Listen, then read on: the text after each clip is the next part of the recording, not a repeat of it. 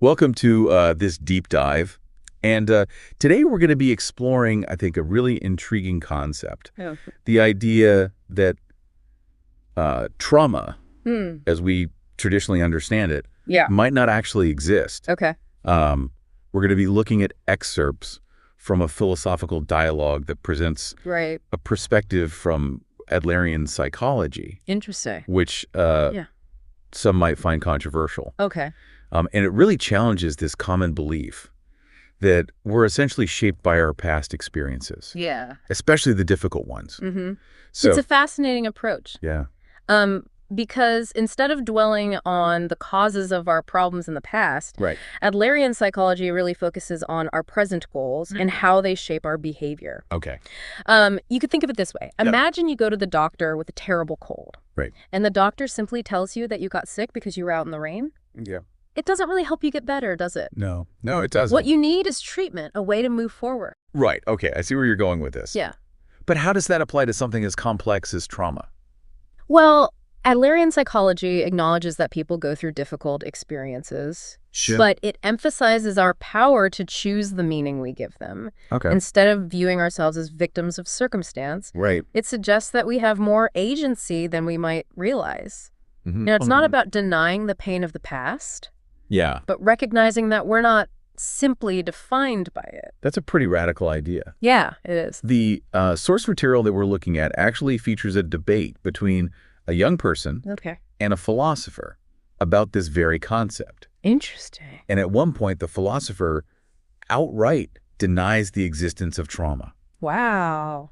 And I have to admit, my first reaction was, wait, is that even possible? It certainly challenges the way we typically think about trauma, yeah. Yeah. What the philosopher's trying to do, I think, is shift our focus Okay. from what happened to us to how we choose to respond. So it's not that the events themselves don't matter, Right.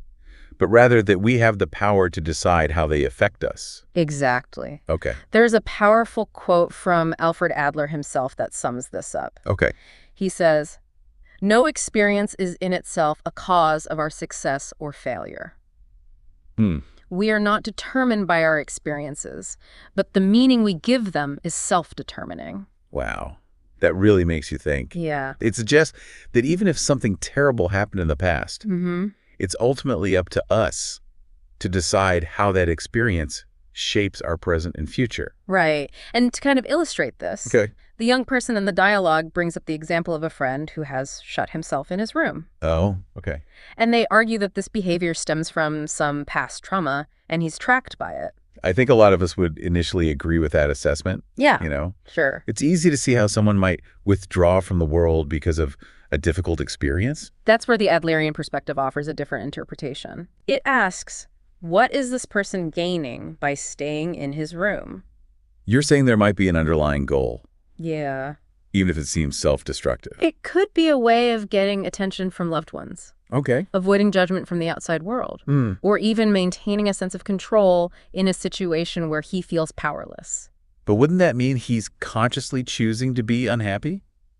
Not necessarily. Okay. Adlerian psychology doesn't say that we always make good choices, Right. only that we act in accordance with our goals, even if those goals are ultimately harmful. Okay. It's like when we eat an entire cake, Yeah. even though we know we'll regret it later. Yeah. I've been there. We all have. So even negative or destructive behaviors can be seen as attempts to achieve some kind of goal, Right. even if we're not fully aware of it. The philosopher in the source material puts it this way. Every one of us is living in line with some goal. That's a pretty profound statement. It Yes. implies that even when we feel stuck Yeah. or defined by our past, there's always a purpose driving our actions. There is. But how do we uncover that purpose, Right. especially when it seems hidden from us? Well, think about a time when you felt stuck because of something that happened in the past, perhaps a difficult relationship or a setback in your career. Yeah.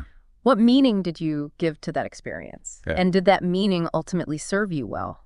That's the key question, isn't it? Yeah. It can be challenging to recognize those underlying goals driving our actions, especially when those goals are rooted in past experiences we might not even fully remember or understand. Yeah. And the source material that we're exploring really highlights this challenge. Yeah. The young person in the dialogue keeps pushing back against the philosopher's ideas, bringing up these specific examples that seem to contradict this notion that we choose the meaning of our past. Right. They even share a personal story, something that happened just the day before, almost like a test case. Okay. You know, it's as if they're asking, okay, if trauma doesn't exist, then how do you explain this? Interesting.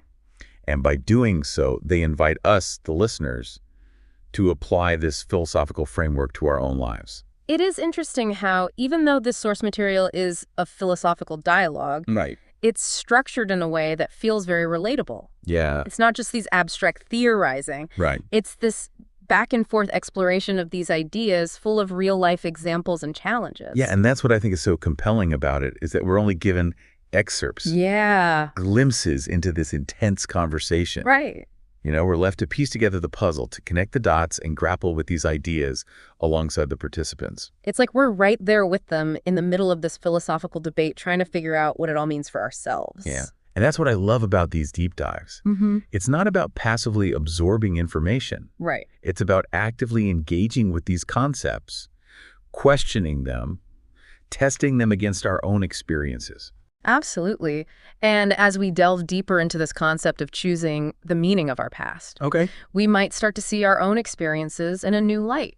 Yeah. You might recall moments where you felt defined by something that happened, maybe even trapped by it. Right. But what if instead of saying, my past is making me act this way, Right. we asked ourselves, what am I hoping to achieve by acting this way? That's a huge shift in perspective. Yeah. It's like we're taking ownership of our narrative, acknowledging that even though we can't change the events of the past, Right. we have the power to choose how they shape our present and future. And that choice, that act of choosing meaning, Right. is something we do every single day, often unconsciously. Yeah. It's not about denying the impact of difficult experiences, but recognizing that they don't have to dictate who we are or what we're capable of becoming. This all sounds incredibly empowering, It is. but I imagine it's also a lot easier said than done. Sure. So how do we actually start to apply this idea in our own lives? Yeah. How do we shift from feeling stuck in the past to actively choosing the meaning of our experiences?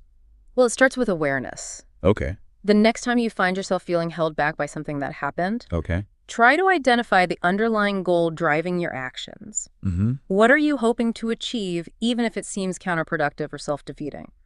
So instead of dwelling on the why of the past, Right. we focus on the what of the present. Exactly. What am I doing now? Yeah. And what is it that I'm seeking to gain from this behavior? By shifting our focus from the past to the present, Okay. we reclaim our agency. We begin to see that we have choices, Right. even in situations that feel restrictive or overwhelming. It's almost like reframing those old stories we tell ourselves about why we are the way we are. It is, yeah. It's not about erasing the past, but recognizing that we have the power to rewrite its meaning. And in doing so, we open ourselves up to new possibilities, new ways of being and relating to the world. Yeah, this deep dive has been a real eye-opener for me. It has been for me, too. It's challenged me to look at my own past experiences in a new light and to consider the possibility that I might have more agency than I previously realized. It's a powerful concept. I think this concept of choosing meaning is incredibly empowering. And I hope it's empowering for you, too, listening in. Yeah. It's a reminder that you're not simply a product of your circumstances. Right. You have the power to choose the meaning of your experiences and to shape your own future. So as we wrap up this exploration, Okay. I'm left with one final question for you to ponder. Okay. If you can choose the meaning of your past, what meaning will you choose for your future? What story will you write for yourself going forward? Yeah, it's a powerful message, isn't it? We're not just passive products of our past, but active participants in creating our own lives. Absolutely. And that power to choose meaning, to shape our own narrative, Yeah. extends far beyond just dealing with those difficult experiences. Right. It applies to everything. Yeah. That's right. It's not just about overcoming trauma or reframing negative events. Right. This idea of choosing meaning can be applied to any experience, Okay. big or small, joyful or painful. Okay.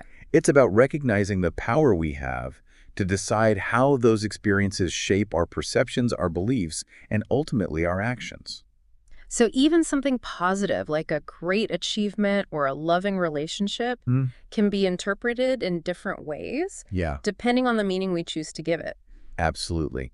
Think about a time when you achieved something you were really proud of. Mm-hmm. Did you focus on the hard work and dedication that led to that success? Okay. Or did you downplay it, attributing it to luck or external factors? Yeah. The meaning you chose changed how you felt about that accomplishment and likely influenced your future actions. That's such a great point. Yeah. It's not just about the event itself, Right. but the lens through which we choose to view it. It's like we're constantly writing and rewriting our own stories, Yeah. even if we're not fully aware of it. And the more aware we become of this process, Okay. the more intentional we can be in shaping those stories. Right. It's not about denying reality or pretending that difficult things didn't happen. Mm-hmm. It's about recognizing that we have a choice in how we integrate those experiences into our overall narrative. This whole deep dive has been a real eye-opener for me. Yeah, me too. It's challenged me to look at my own past experiences in a new light and to consider the possibility that I might have more agency than I previously realized. That's great. I think this concept of choosing meaning is incredibly empowering. It is. It is. And I hope it's empowering for you too, listening in. Yeah, and I hope it's giving you a lot to think about. Yeah. It's a reminder that you're not simply a product of your circumstances. Right. You have the power to choose the meaning of your experiences and to shape your own future. So as we wrap up this exploration of Adlerian psychology and this fascinating philosophical dialogue, Yeah. I'm left with one final question for you to ponder as you go about your day. If you can choose the meaning of your past, what meaning will you choose for your future? What story will you write for yourself going forward?